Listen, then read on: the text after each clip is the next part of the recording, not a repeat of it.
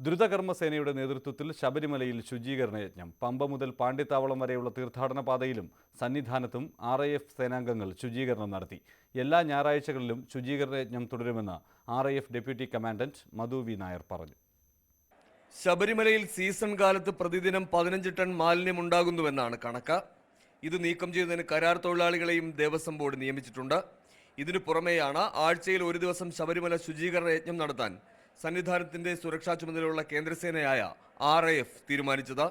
ശുചീകരണം തങ്ങൾക്ക് പുതുമയുള്ള കാര്യമല്ലെന്ന് ദ്രുതകർമ്മസേന ഡെപ്യൂട്ടി കമാൻഡന്റ് മധു ജി നായർ പറഞ്ഞു.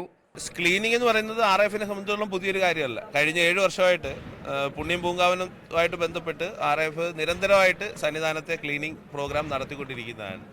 നമുക്ക് അവർ തന്നിട്ടുള്ള പുണ്യം പൂങ്കാവനം നമുക്ക് തന്നിട്ടുള്ള ഏരിയ എന്ന് പറയുന്നത് അപ്പവരോണ കൗണ്ടർ, തിരുമുറ്റം, നടപ്പന്തൽ, U-ടേൺ വരെയുള്ള പിന്നെ കാണുന്ന U-ടേൺ വരെയുള്ള ഏരിയയാണ്.